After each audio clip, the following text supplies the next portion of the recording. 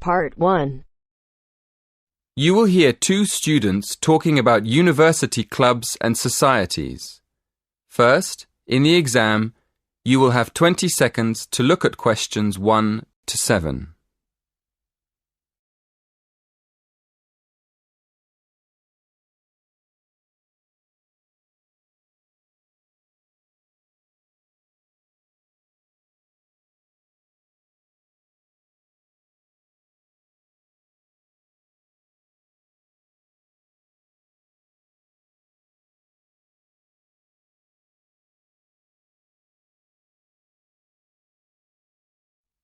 Listen carefully and answer questions 1 to 7.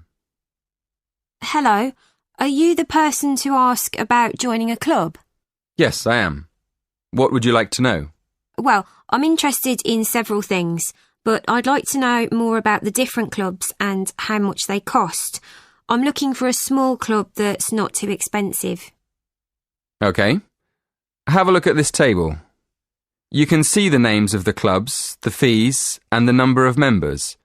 I'm afraid they aren't in any order. If you look at the top of the list, the first club is table tennis. That's one of our new clubs. Oh, right. So the table tennis club costs £20. That's quite expensive. Yes, it is a bit expensive. The cross-country cycling club is cheaper, though. Membership fees are only £15, but on the other hand, it's got 100 members. The film and drama club costs a lot, doesn't it? Yes, £50 is a lot, and that's probably why it only has 12 members. Is there any other club you think looks interesting? Look at the next one, street dance. Have you ever done any street dance? No, I haven't really. It's the cheapest. It only costs £5. OK. Shall we start with your interests? What do you like doing best? Well, I like photography. I've got a professional camera, so I take it quite seriously. But I can't really imagine belonging to a club to take photographs. I usually go on long walks on my own and take photos. So I like photography, but I wouldn't want to join a club to do it. OK. So what else do you like doing? Running? Oh no, not running. I like walking, but I hate running. I'm afraid the running club isn't for me, or the cycling club. And film and drama? No, it's far too expensive. But I do like yoga. I've practiced yoga on and off for years. How many members does the yoga club have? It's always a small group. A lot of people sign up at the beginning of term, but they stop going after a few weeks. So they're left with a few regular members every year. That sounds good. I think I'd like to join the yoga club. And what about the contemporary dance club? Is it expensive? Contemporary dance? No. It's not expensive. £10 for the term. Do you like dance? Well, I've never tried contemporary dance, but I do like jazz and tap dance. How often does the group meet? Before you hear the rest of the conversation, in the exam, you will have 20 seconds to look at questions 8 to 10.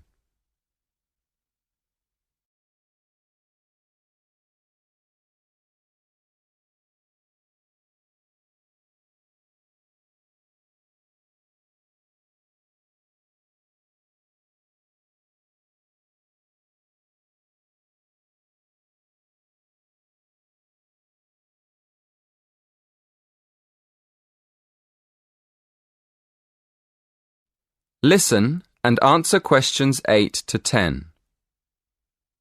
So, can I have your full name, please? Victoria Mandeville. Mandavil? No. Mandeville.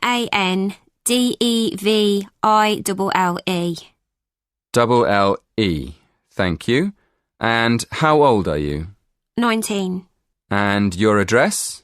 57, Berry Gardens, Atherton Park, Manchester, M46. How do you spell Berry? B-E-R-R-Y? No, it's B-U-R-Y. Right, B-U-R-Y. And do you have a contact number? Yes, my mobile is 07942 573 279. 07942 573 279. Yes, that's right. Is that all? One more thing. Do you have an email address?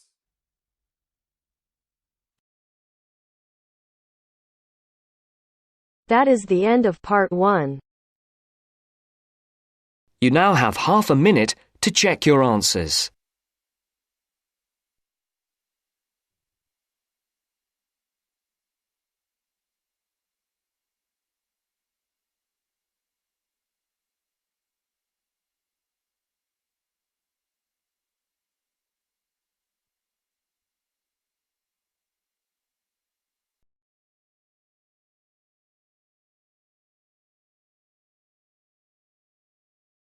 Now turns to part 2.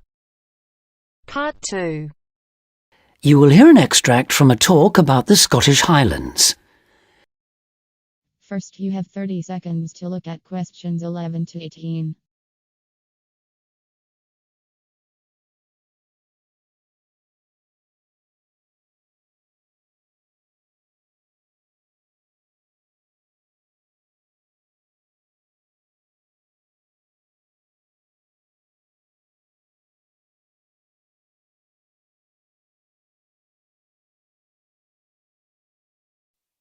Today I have with me Moira Mackenzie, the author of several books in a well-known series of travel guides, and she'll be talking about what is probably the most fascinating wildlife area in Europe, the Scottish Highlands. Moira. Yes, that's right. And it's a wonderful place to visit with lots to do in an area that makes up over half of Scotland. Including the 790 islands that lie scattered around the coast, it covers 39,000 square kilometres. Getting there is easy.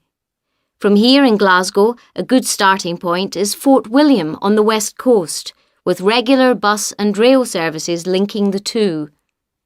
I'd recommend the train, which takes 4 hours to get there. Alternatively, you can take the Highland Line, which takes the more easterly route up to Inverness. That, in fact, is a bit quicker, taking around 3.5 hours to cover the 280 kilometres from here. There are also two main options by road. You can take either the A9 up through Stirling and Perth and then on to Inverness, or else on the west there's the A82 which runs up to Fort William and then, if you want, on to Inverness. Now, a lot of people associate the Highlands with bitterly cold weather, but in fact the region has a generally mild climate as a result of being surrounded on 3 sides by sea, particularly the warm waters of the Atlantic. At sea level in the west, for instance, the temperature ranges on average from a minimum of 1 degree centigrade in January up to 18 in July, and you can actually see palm trees growing there. Obviously, though, the temperatures will be lower inland and on higher ground.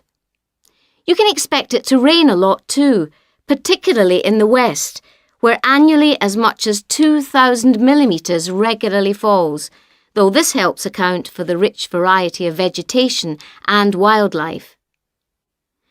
When you get there, you'll find there are plenty of reasonably priced places to stay. In Fort William, for instance, you can find a room for the night in a small hotel or a bed and breakfast for just £25, or for £28 to £30 in Inverness. It's probably a good idea to book ahead though, especially in the summer months. With all the leisure, sports and cultural activities on offer, the towns are becoming increasingly popular with visitors. For example, accommodation in Inverness won't be at all easy to find this year around the 23rd of July, as that's when the local Highland Games will take place. So, if your aim is to see the countryside, it may be best to stay in a small village.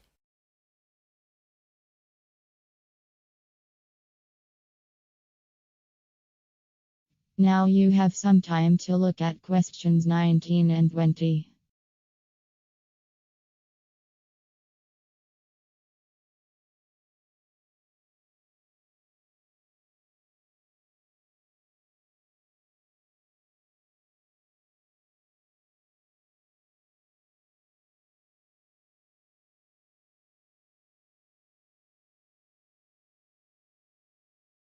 As I mentioned, there's a huge range of wildlife in the Highlands, but for those visiting the area, there are some basic ground rules that are essential if we are to protect it.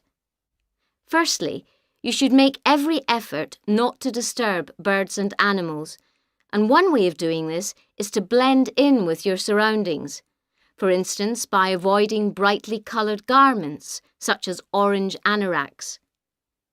To see wildlife clearly, it's best to use binoculars, keeping your distance.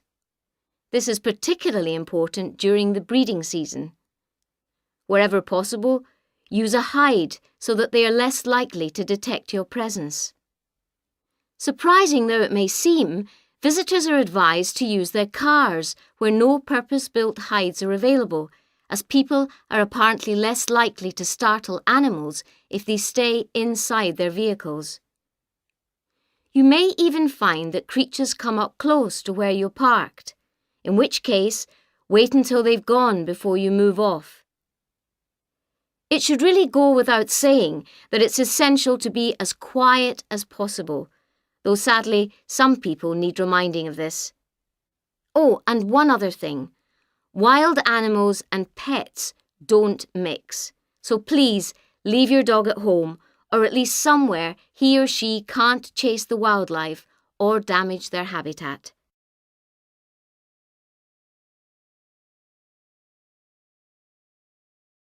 That is the end of part 2. You now have half a minute to check your answers.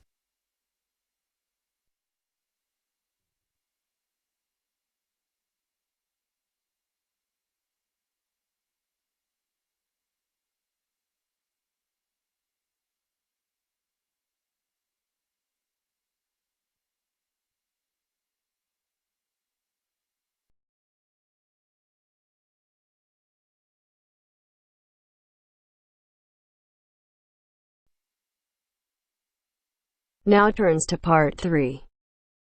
Part 3. You are going to hear a conversation between a student and a tutor. First, you have some time to look at questions 21 to 25.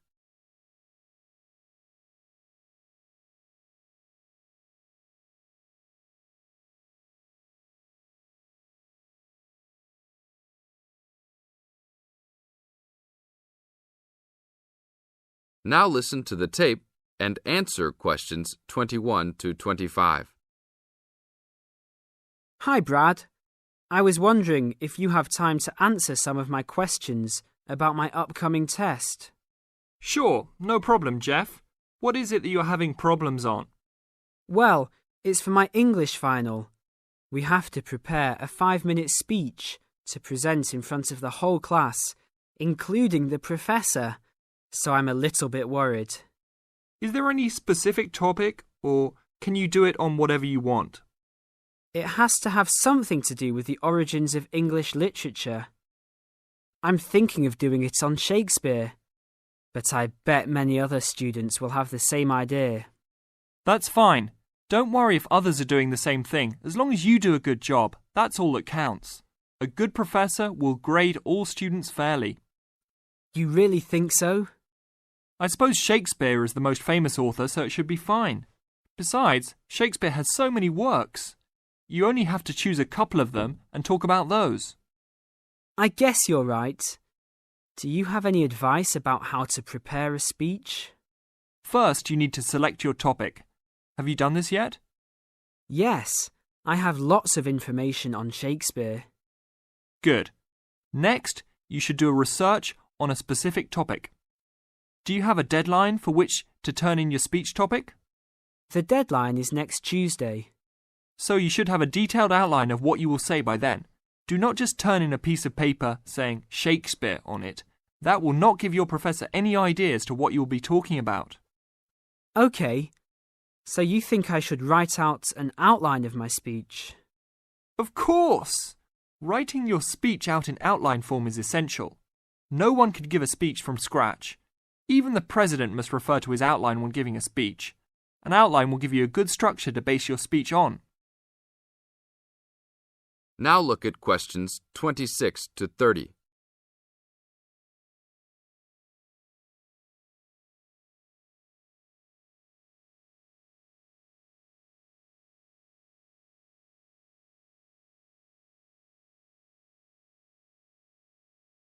Now listen to the tape and answer questions 26 to 30. That's true. I was thinking that I would do an outline last, after I figured everything out. But I think your idea is better. What should I do after I have an outline prepared? You should then write the speech out, word for word, what you're going to say. This is so you'll have a firm idea of what you will say. It doesn't mean that the speech you will give will be exactly the same, but at least you have a fairly good idea what the final product will be. At this point, I can read it over for you if you want. Really? That would be great. I would appreciate that so much. No problem. Once you write it out, the next step is to practice giving the speech. At first, you can do it in front of the mirror, so you can see your expressions in your presentation. After that, you should practice giving your speech to some friends. I can listen to it for you too. That's a great idea. I really owe you a big favour then. Sure, you can do my Latin homework for me. Just kidding. Seriously, don't worry about it. I can help you with anything you need. So when is the speech due? Well, the speech topic is due next Tuesday. The speech itself will be due next Friday. I can help you any time you want because I have no tests this next week. Besides, I'm an English major and Shakespeare's one of my favourite authors, so helping you out will be no big deal. Thanks so much. Well, I'm going to the library to get started on all this. I'll call you tomorrow. See you tomorrow then. That is the end of part 3. You now have half a minute to check your answers.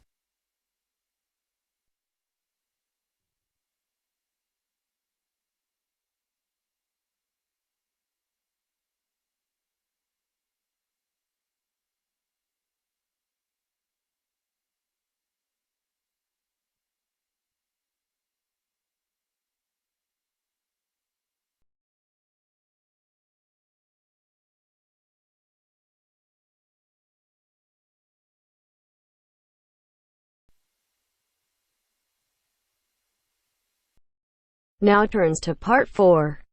Part 4. You will hear a lecture about the Inuit Eskimos of Alaska and Canada. First, you have some time to look at questions 31 to 40.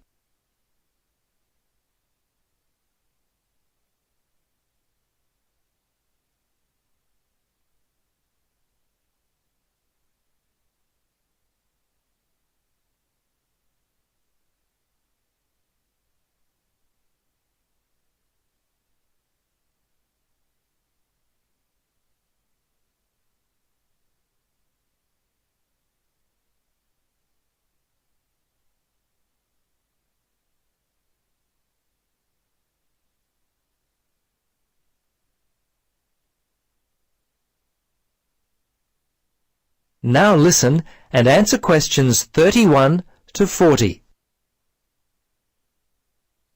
Good afternoon. In our lecture today, we will continue our study of people who inhabit the northernmost regions of the world. Our focus will be on the native inhabitants of Alaska and Canada, the Inuit Eskimos. They have been called the native inhabitants, as the Inuit were the people who had most recently migrated across the gap between Alaska and Siberia. Distinctly Asian in origin, the Inuit, which is literally translated the people in their native language, developed their civilization in what is now the Bering Sea region about 1,000 years ago. Their culture spread eastward and is called the Thule culture, after the place in northern Greenland where archaeologists first discovered it. The first Europeans to meet Inuit people were Norse settlers in what is now northern Newfoundland, Canada.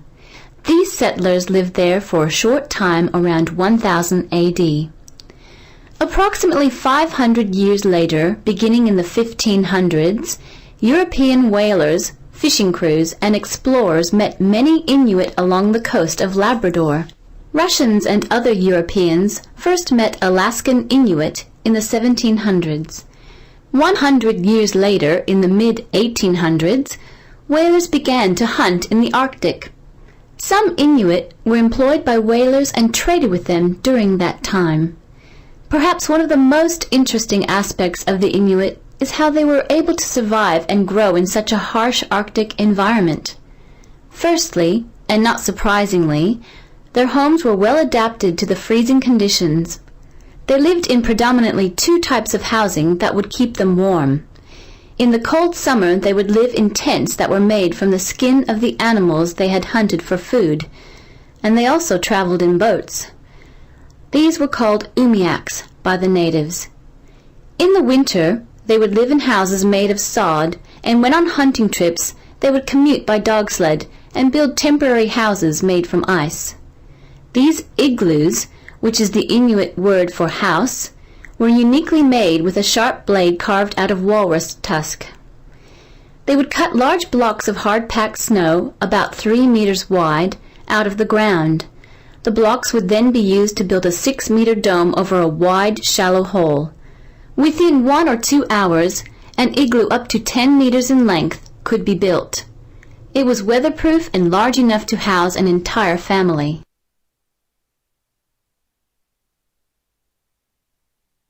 Very early in their history, they managed to develop the technology to hunt the huge bowhead whale, which was the staple food source for them at that time. They also hunted walruses and seals. On land, they hunted polar bears, moose, and various other game. The harsh environment in which they lived meant that a steady supply of food was often difficult to come by. Therefore, the Inuit were a people constantly on the move, looking for food, which meant that their dwellings had to be easily built and easily dismantled.